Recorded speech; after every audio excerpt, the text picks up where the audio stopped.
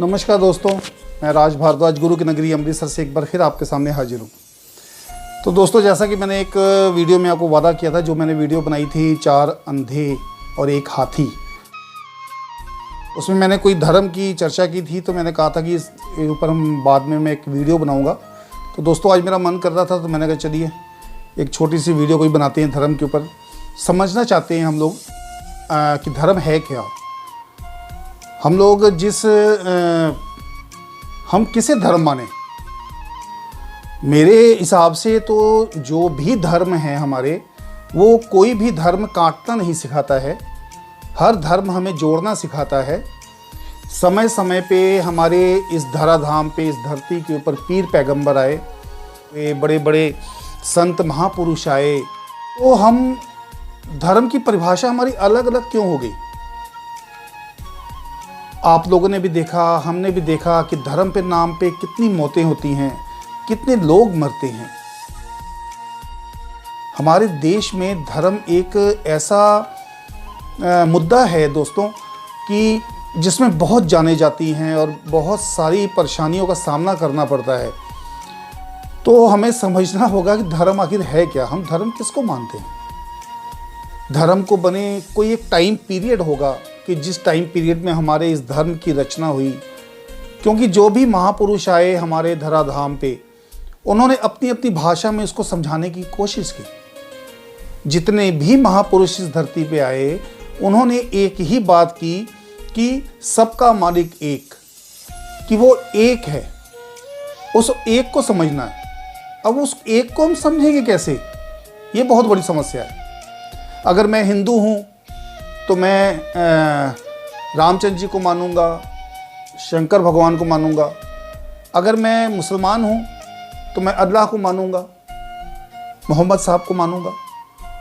अगर मैं सिख हूँ तो मैं अपने 10 पातशाह जो हमारे हुए, गुरु नानक देव जी से लेके गुरु गोविंद सिंह जी तक, मैं उनको अपना भगवान मानूंगा। उसी तरह से क्रिश्चियन देख लीजिए आप, उन्होंने ईसा मसीह को मानते हैं। तो ये तो सारे ही जितने भी हमारे दिव्य पुरुष हुए, जितने भी धराधाम पे भगवान हुए, समय समय पे अवतार दिया जिन्होंने भी, उन्होंने अपने भाषा में उन्होंने समझाना चाहा, जनमानस को समझाना चाहा कि उसको परमात्मा को जानो और परमात्मा की बंदगी करो। लेकिन अब चक्कर ये है कि हम लोग धर्म को समझ ही नहीं पा रहे हैं कि आखिर असली धर्म है क्या। हम धर्म को कैसे पहचानेंगे, आखिर धर्म की असली पहचान क्या है। वही जो मैंने आपको कहानी सुनाई थी कि 4 अंधे और एक हाथी, तो क्या हमारी कंडीशन भी वैसी तो नहीं है। जो भी आप धर्म शास्त्र खोल के देख लो, आप सब में एक बात लिखी हुई है। भाषाएं अलग हैं, कहने का तरीका अलग है, नजरिया भी अलग है, लेकिन मंजिल एक है, जाना सबने वहीं पे है। अब आप देख लो कि हम लोग ऋषियों की संतानें हैं। हमारे नाम के पीछे, हमारे गोत्र में ऋषियों के नाम आते हैं।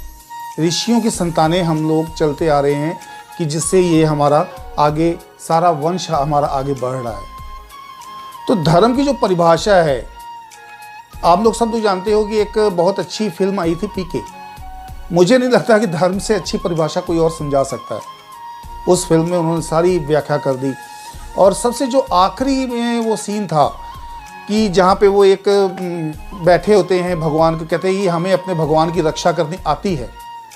तो वहाँ पे जो उसका करैक्टर होता है हीरो का, वो जो जवाब देता है कि इतने बड़े ब्रह्मांड में, इतना बड़ा ब्रह्मांड है, इतने ग्रह घूम रहे हैं, और इतने बड़े ब्रह्मांड में एक छोटा सा गोला हमारा धरती का है, और उस छोटे से गोले के किसी छोटे से कोने में बैठ के तुम कह रहे हो कि तुम भगवान की रक्षा कर दोगे। कितनी, अगर इसको देखा जाए तो उन्होंने इस फिल्म के माध्यम से कितनी बड़ी बात हम जनमानस तक पहुंचाई है।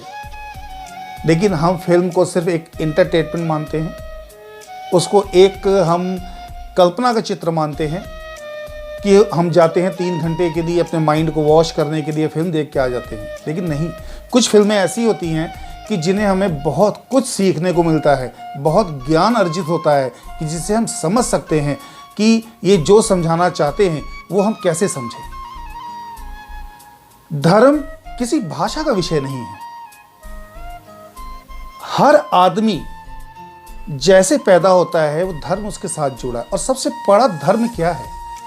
सबसे बड़ा धर्म हमारा इंसानियत का है, कि हम इंसान हैं। जब परमात्मा ने इस सृष्टि की रचना की, धरती बनाई, धरती की रचना की, उसमें हम सब लोग जानते हैं कि हमारे 9 ग्रह हैं जो पृथ्वी की परिक्रमा कर रहे हैं, घूम रहे हैं। और जो हमारी पृथ्वी है वो 365 दिन में सूर्य की परिक्रमा करके अपनी कक्षा में वापस जाती है। और 365 दिन जो धरती परिक्रमा करती है सूर्य की, और उसी दौरान 24 घंटे के अंदर धरती अपने आप की भी परिक्रमा कर रही है। तो ये 2 तरीके से धरती हमारी घूम रही है। एक 24 घंटे में, जिसकी वजह से हमारे दिन और रात होते हैं, और एक 365 दिनों में घूम रही है, जिसकी वजह से हमारे मौसम बदलते हैं, सर्दी, गर्मी और बरसात। जब धरती हमारी सूर्य के नज़दीक जाती है तो गर्मी हो जाती है, जैसे आजकल का दिन है, आजकल का माहौल है। और जब ठंड होती है तो जो हमारी धरती होती है वो सूर्य की कक्षा से थोड़ी सी बाहर आ जाती है। और जब ग्रहण लगते हैं, सूर्य ग्रहण होता है या चंद्र ग्रहण होता है, तो धरती और सूर्य के बीच में किसी ग्रह के आ जाने से ही वो ग्रहण है। और उसको हम लोग कितना अपशगुन मानते हैं कि ग्रहण लग गया।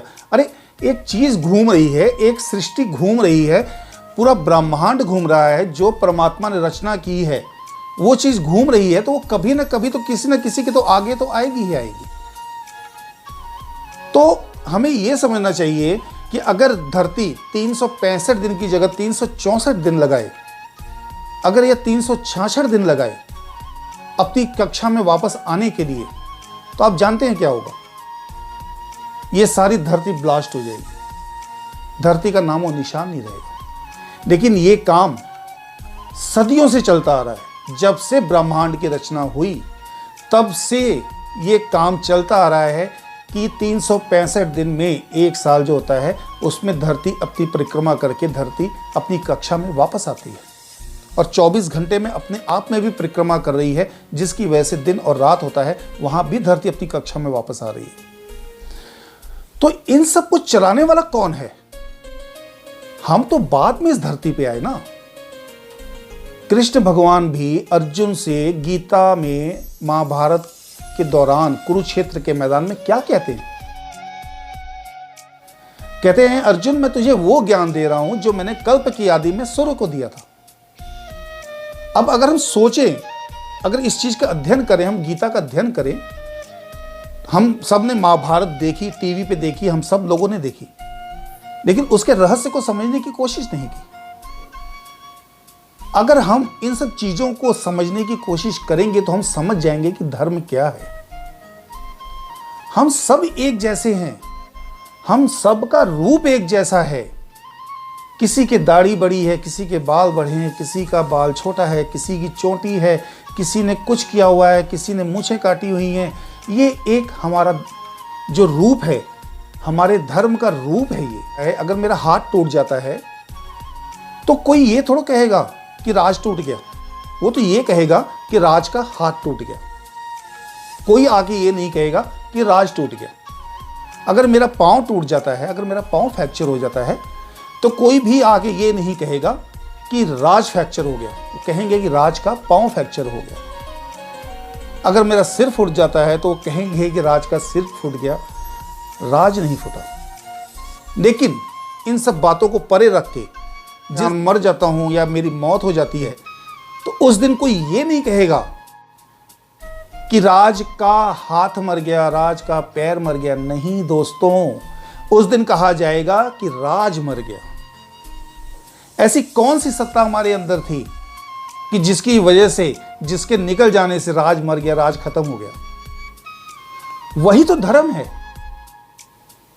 जिस चीज के निकल जाने से मेरा कोई अस्तित्व ही नहीं है, और जिस चीज के होने से मेरा अस्तित्व है, असली धर्म तो वही है ना।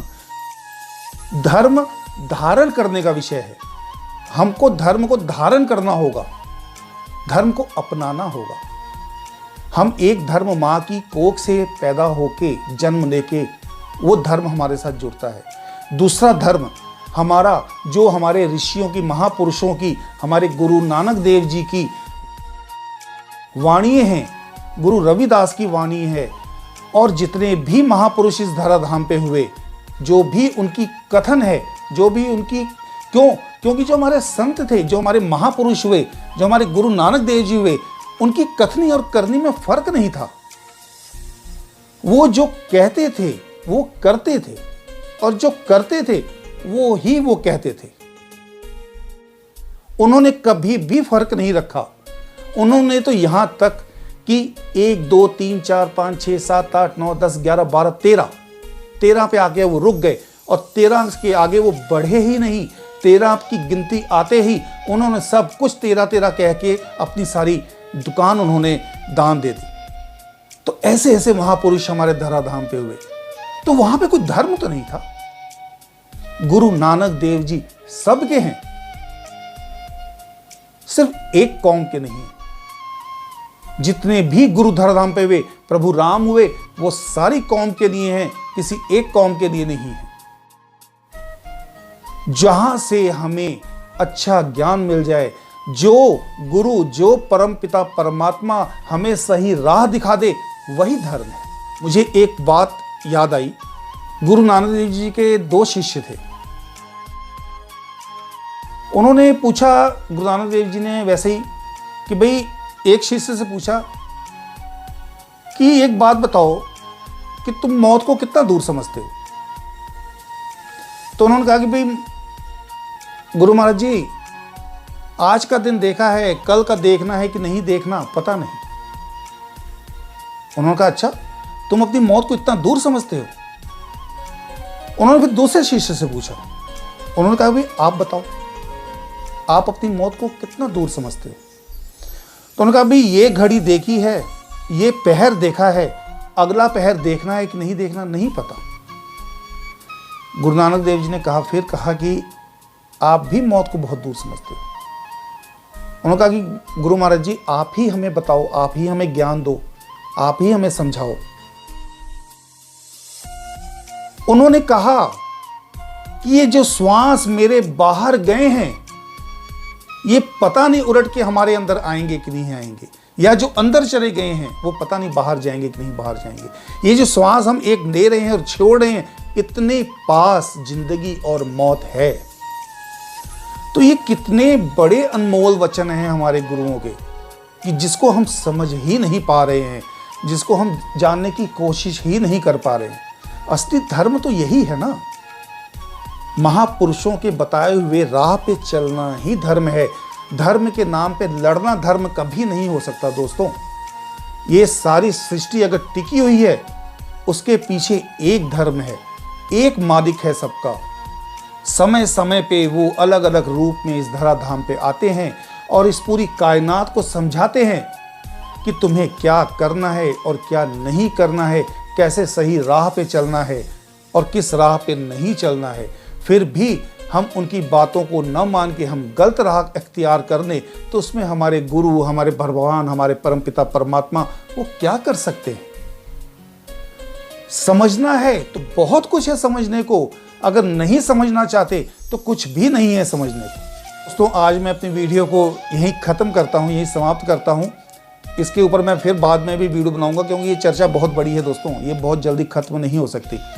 तो ये चर्चा बहुत बड़ी है, इसके लिए मैं आपको एक और बाद में वीडियो बनाऊंगा। तो तब तक के लिए सबको मेरा नमस्कार, सत श्री अकाल, सलाम, जय हिंद, खुश रहें दोस्तों।